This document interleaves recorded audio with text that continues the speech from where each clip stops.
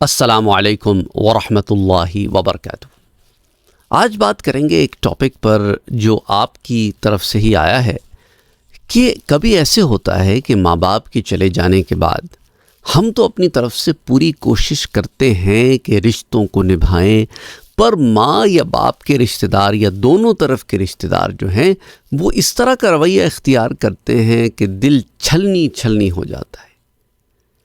ہم آپ کی اس بات پر عمل کرتے ہیں کہ آپ نے کہا ہے کہ تم اپنے عمل کا حساب دینا ہے، تم اپنی طرف سے کوشش یہی کرنا کہ کوئی بھی ایسی چیز نہ ہو جو گناہ کا باعث ہو، جو رشتوں میں دراڑ ہو، اور تم اگر سمجھتے ہو کہ کہیں پر معاملہ سنگین ہے تو اپنی طرف سے رشتہ نہ توڑو، بس السلام علیکم وعلیکم السلام تک بھی تعلق رکھ سکتے ہو تو رکھو، اور رشتوں میں ایکسپیکٹیشنز نہیں رکھو بلکہ تم اپنا فرض نبھاتے رہو۔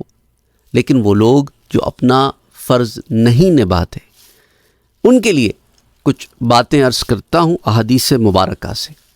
کچھ حدیثیں ہیں اور قرآنی آیات بھی ہیں تاکہ وہ لوگ جن کے ذہن میں کسی بھی اس قسم کا کوئی مرض ہو وہ اسے نکال دیں اور رشتوں کو توڑنے سے بچیں۔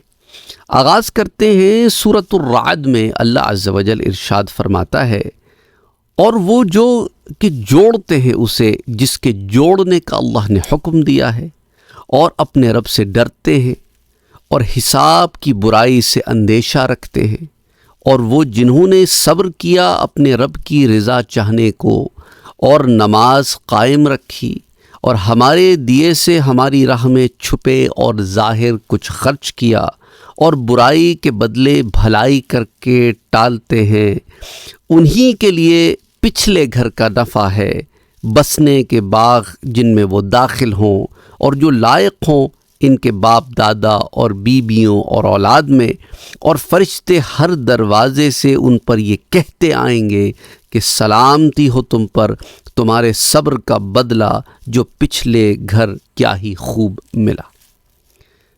کنز الایمان سے میں نے آپ کو آیا 21 through 24 آف سورہ الرعد بیان فرمائی۔ اچھا، اب اس کے اندر کچھ نکتے ہیں جو آپ سے ذکر کرنا چاہتا ہوں۔ اللہ سبحانہ و تعالی یہاں کہتا ہے جوڑنے کا، رشتوں کو جوڑنا، تعلقات کو جوڑنا جیسا کہ اللہ نے حکم دیا ہے۔ اور وہ یہ سب کچھ کیوں کرتے ہیں؟ کیونکہ وہ تقویٰ رکھتے ہیں اور انہیں پتہ ہے کہ ایک دن انہوں نے اپنے رب کے آگے حاضر ہونا ہے، اور وہ رب کی رضا چاہنے کے لیے حقوق اللہ بھی ادا کرتے ہیں کہ نمازوں کو قائم کرتے ہیں اور زکوٰۃ بھی دیتے ہیں، صدقات خیرات بھی کرتے ہیں، جو مال اللہ نے انہیں دیا ہے اس میں سے خرچ کرتے ہیں۔ اور ایسے لوگوں کے لیے اللہ سبحانہ و تعالی نے جنت جیسا گھر تیار کر رکھا ہے جہاں کی نعمتیں کبھی ختم نہ ہوں گی۔ اور مزید برآں فرماتا ہے کہ وہ لوگ جو ان کے باپ دادا میں سے، ان کی بیویوں میں سے، ان کی اولاد میں سے جو نیک راہ پہ چلے، جو اس لائق بنے کہ جنت میں داخل ہوں، تو پھر وہ جنت میں داخل بھی ہوں گے اور ان پہ فرشتے سلام بھی کہیں گے۔ اور ان رشتوں میں کبھی کبھی ایسا وقت آتا ہے کہ انسان چھلنی ہوتا ہے، لیکن وہ لوگ جو صبر کرتے ہیں، سلام علیکم بما صبرتم، فرشتے کہیں گے سلامتی ہو تم پر ان تمام معاملات میں جن پر تم نے صبر کیا۔ تو اگر کوئی آپ کو ذہنی اذیت دیتا ہے، احساسی اذیت دیتا ہے، کوئی آپ کے احساسات کو مجروح کرتا ہے، رشتوں کو توڑنے کے لیے، ان میں دراڑیں ڈالنے کے لیے آپ کو باتیں سناتا ہے، آپ کو تانے دیتا ہے، آپ پہ الزام تراشیاں کرتا ہے، اور آپ صبر سے برداشت کرتے ہیں، حتی الامکان وہاں تک اس سوال کا جواب دیتے ہیں کہ معاملات نہ بگڑیں، اور احسن طریقے سے آپ اچھے طریقے سے بات چیت کرتے ہیں۔ تو یہ صبر کے معاملے ہیں، اور یہ نہ سمجھنا کہ آپ کا یہ عمل رائے گاں جا رہا ہے، بیکار جا رہا ہے، نہیں، رب کے ہاں اس کا بڑا ثواب ہے۔ اور ایک اور جگہ سورۃ الروم میں اللہ فرماتا ہے تو رشتہ دار کو اس کا حق دو، اور مسکین اور مسافر کو، یہ بہتر ہے ان کے لیے جو اللہ کی رضا چاہتے ہیں۔ اور یہ اللہ سبحانہ و تعالی نے یہ کہا وَأُولَئِكَ هُمُ الْمُفْلِحُونَ کہ یہی تو وہ لوگ ہیں جو فلاح پانے والے ہیں۔ تو فَأْتِ ذَا الْقُرْبَى حَقَّهُ، تو اپنے رشتہ داروں کو ان کا حق دو۔ اب حق میں یہ بھی شامل ہے کہ تم رشتوں کو نبھاؤ۔ اگر تم مالی طور پر کچھ نہیں کر سکتے، تمہارے ہاتھ تنگ ہیں، تو رشتوں کو نہ توڑو، ایک دوسرے کی ڈھارس بنو، ایک دوسرے کے لیے قوت و طاقت بنو، بجائے اس کے کہ ایک دوسرے کو کاٹتے پھرو۔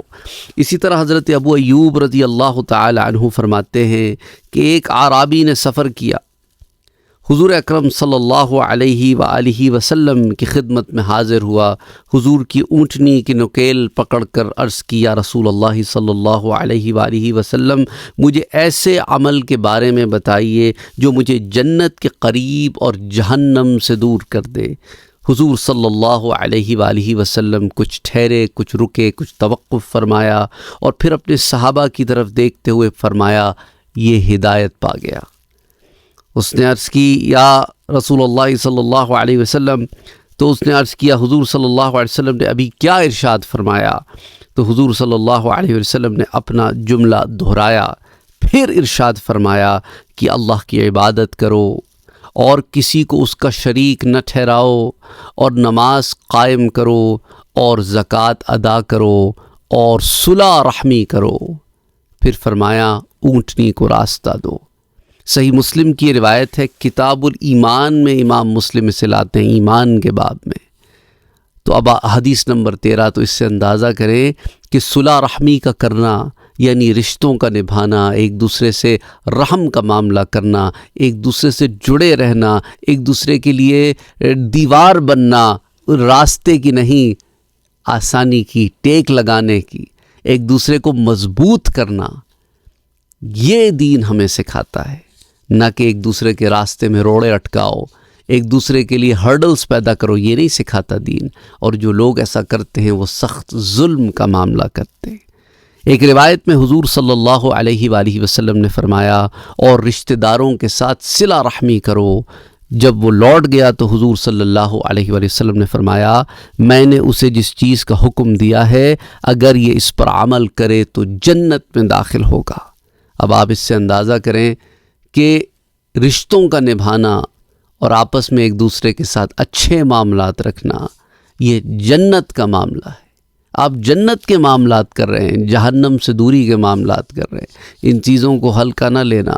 ہم دنیاوی منفعت کے چکر میں، مال اسباب کے چکر میں ایک دوسرے کے ساتھ زیادتیاں کر بیٹھتے ہیں۔ کبھی کبھی رشتہ دار ایک دوسرے پہ جادو ٹونے کراتے ہیں اور اپنی آخرت برباد کرتے ہیں، ایک دوسرے کو تکلیف پہنچاتے ہیں۔ وجہ کیا ہوتی ہے؟ حسد ہے، جلن ہے، اس کے پاس وہ کیوں ہے، میرے پاس یہ کیوں نہیں ہے۔ ایک لمحے کو سوچو کہ اس کے پاس جو ہے اسے کس نے دیا ہے، اور تمہارے پاس بھی تو کچھ نہ کچھ ایسا ہوگا نا۔ لیکن یہی بات ہے کہ ہم ناشکرے ہیں، یا تو ہم بےغیرت ہو جاتے ہیں کہ کرنا کرانا کچھ نہیں ہے، رشتہ داروں کو لوٹتے رہو۔ یہ بھی ایک معاملہ ہے۔ ہمارے ہاں کبھی کبھی بھائی بہن ایسے بھی ہوتے ہیں کہ وہ بھائی بہن جو بہتر حالات کے انہیں لوٹتے ہیں، یا وہ بھائی بہن جو سیدھے ہوں، جن کے اوپر محبت کا غلبہ ہو، جو صلح رحمی کرنا چاہتے ہیں، انہیں یوز کیا جاتا ہے، انہیں لوٹا جاتا ہے۔ یاد رکھو، زیادتی کرو گے تو تمہیں ایک دن اس کا حساب دینا ہوگا، اور قیامت کے دن حساب بڑا کڑا ہے۔ کیسے دو گے اپنے رب کو حساب اپنی زیادتیوں کا؟ اللہ اکبر، اللہ اکبر۔ اس ضمن میں بہت ساری احادیث مبارکہ ہیں یہاں پر موجود میرے سامنے۔ میں نے آپ کے سامنے قرآن کریم کی چند آیات رکھی ہیں اور 2 روایتیں رکھی ہیں۔ اگر آپ چاہتے ہیں کہ اس سے متعلق اور مزید روایات آپ کے ساتھ شیئر کی جائیں تو کامنٹ سیکشن میں ضرور لکھیے گا۔ بہت سی روایات ہیں اس ضمن میں، اللہ سبحانہ و تعالی ہم سب کے لیے آسانیاں فرمائے۔ یہ روایات جس کتاب سے میں آپ کے سامنے پیش کر رہا ہوں، اسے حافظ دمیاطی رحمۃ اللہ علیہ نے مرتب کیا ہے، اور المتجر الرابح فی ثواب العمل الصالح۔ اللہم صلی علی محمد وعلی آل محمد صلی اللہ علیہ وآلہ وسلم۔